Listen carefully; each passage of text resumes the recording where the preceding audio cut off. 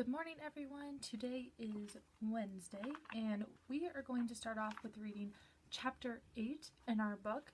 So before we begin, I would like you to just take some time and think about what we have read so far, what we have read over the past couple of days. Otis did something new in her new place for the first time, so think about what happened specifically in yesterday's chapter.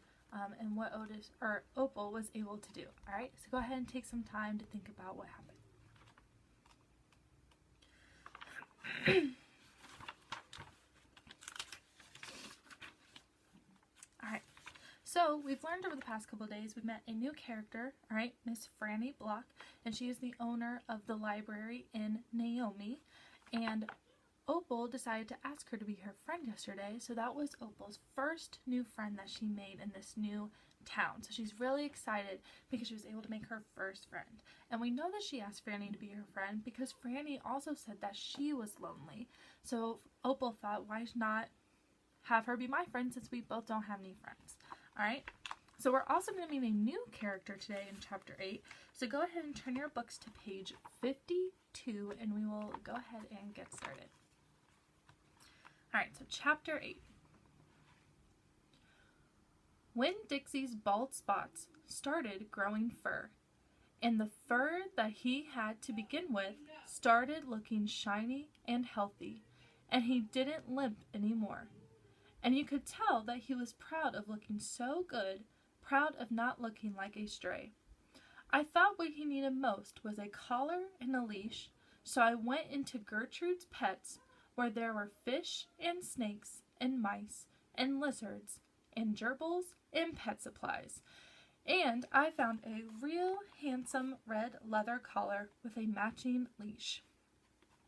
Winn-Dixie was not allowed to come inside the store.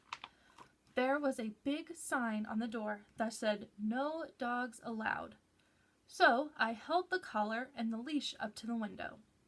And Winn-Dixie, who was standing on the other side of the window, pulled up his lip and showed me his teeth and sneezed and wagged his tail something furious, so I knew he absolutely loved that leash and collar combination.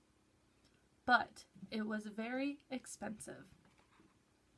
I decided to explain my situation to the man behind the counter.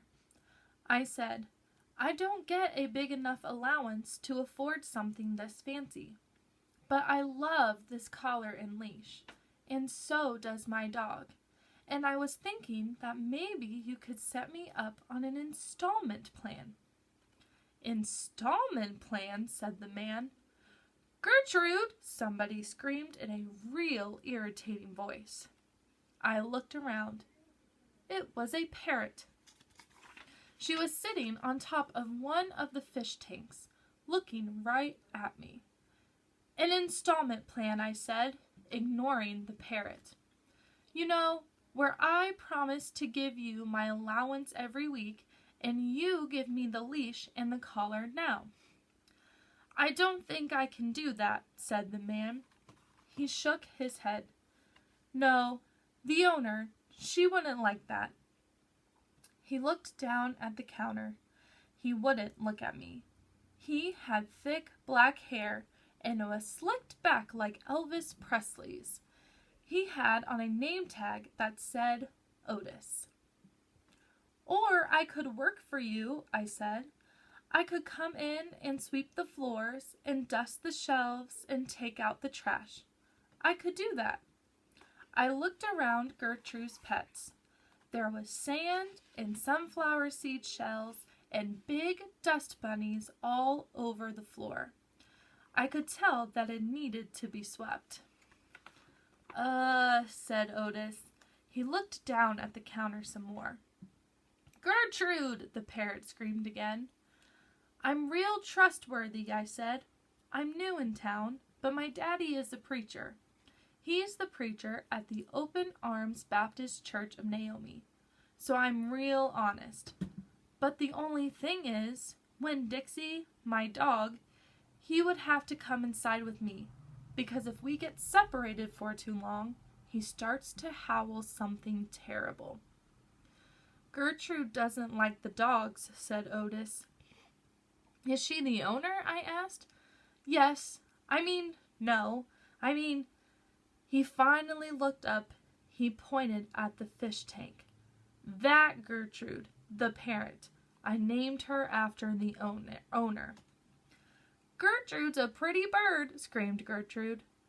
She might like Winn-Dixie, I told Otis. Almost everybody does. Maybe he could come inside and meet her, and if the two of them get along, then could I have the job? Maybe, Otis mumbled. He looked down at the counter again.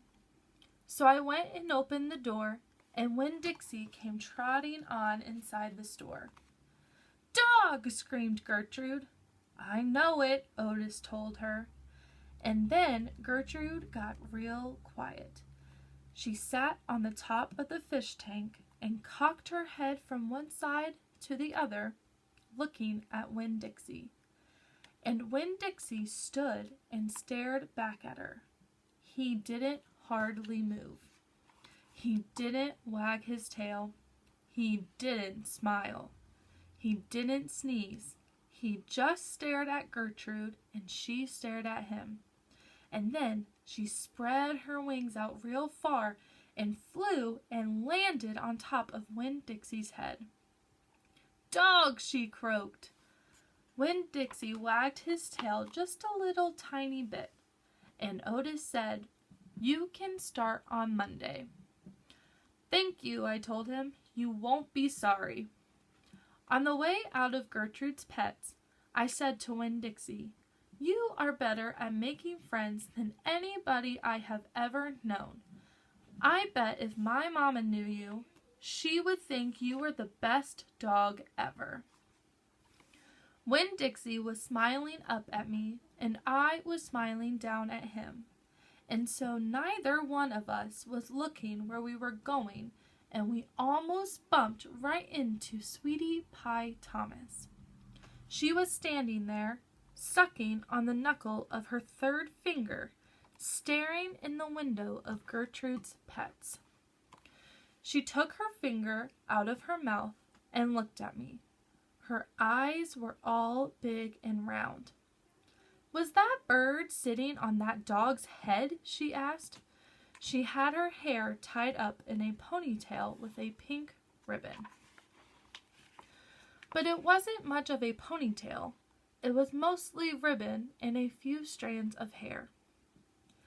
Yes, I told her. I seen it, she said. She nodded her head and put her knuckle back in her mouth. Then she took it out again real quick. I seen that dog in church, too. He was catching a mouse. I want a dog just like it, but my mama won't let me get no dog. She says if I'm real good, I might get to buy me a goldfish or one of them gerbils. That's what she says. Can I pet your dog? Sure, I told her. Sweetie Pie stroked Winn-Dixie's head so long and serious that his eyes drooped half closed and drool came out of the side of his mouth. I'm going to be 6 years old in September. I got to stop sucking on my knuckle once I'm 6, said Sweetie Pie. I'm having a party. Do you want to come to my party? The theme is pink. Sure, I told her. Can this dog come? She asked. You bet, I told her. And all of a sudden, I felt happy. I had a dog.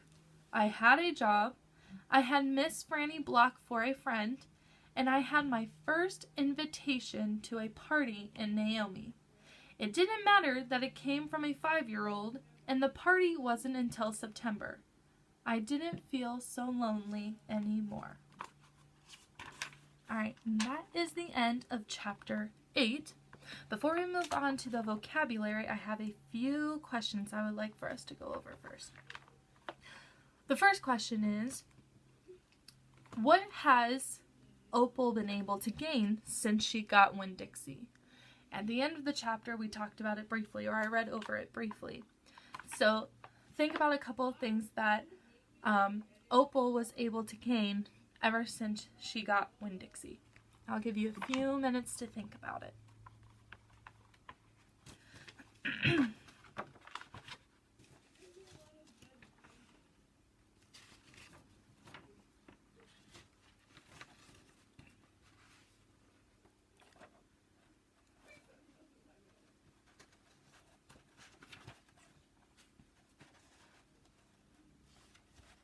All right.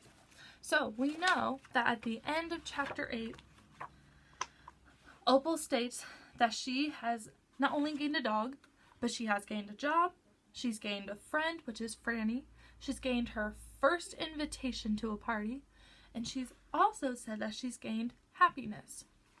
So Winn-Dixie, with him coming along, has been able to get her all of these different things, or has been able to help her get these things. Another question I would like to ask you is, what is another character trait that we could add to Opal? There might be a couple different ones that you might notice throughout this chapter, but there's one that's sticking in my mind, and I'll share it with you after a few moments of you going back and looking through. So think about what are some other characteristics that we might be able to add to Opal, or different character traits that we've noticed she has as well.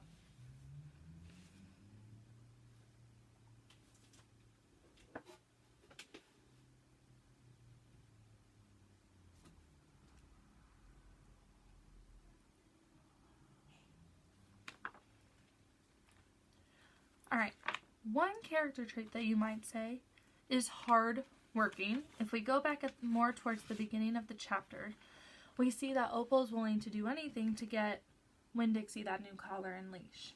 So you might say that she's very hardworking and that she's willing to give up her allowance for the next couple of weeks or months or however long it takes her to pay off that leash and collar. So we could say that she is hardworking because she's willing to pay off her dues for what she wants. Alright, now what we're going to do is go over the vocabulary. So there are two words that I want us to focus on with chapter 8. So let's go ahead and turn to our vocabulary page. Alright, so our two vocabulary words that I want us to focus on are allowance, which is number 16, and dust bunnies, which is number 17. Alright, so these are the two vocabulary words I want us to work on today. So the first word, allowance, we're going to go over together. So if we go back to chapter 8, let's go to page 53. So right here, the second page of chapter 8. I'll read the paragraph where the allowance is found in, and we'll see if we can use our context clues to figure out what the definition of the word would be. Alright, here we go. I decided to explain my situation to the man behind the counter. I said, I don't get a big enough allowance to afford something this fancy. But I love this collar and leash, and so does my dog. And I was thinking that maybe you could set me up on an installment plan. So she said that she doesn't get a big enough allowance to afford something this fancy.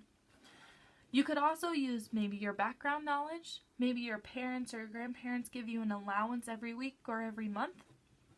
So if you think back to what an allowance means, it must have something to do with money because she's trying to pay for this collar and leash. So an allowance is a certain amount of money someone is given regularly. So what I mean by this is an allowance is something that maybe your parents or grandparents will give you. Say your parents might give you $5 every week, so that's your allowance. So for 1 week you get $5, and then maybe every Monday they'll give you $5 more. So you could either spend those $5 in that 1 week and get $5 the next week, or you could continue to save your $5, and then over an amount of time you would have money that you would be able to spend on something you really, really want. So she was saying that her allowance isn't big enough to get that collar and leash. So if the collar and leash was $10, that means that her allowance is less than that. Alright, but she's wanting to work off the collar and leash.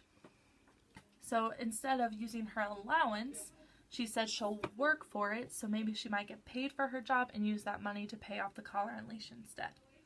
Alright, so this is the word allowance. That's your first word for today. If you want to pause the video right now to make sure you get this definition down, go ahead.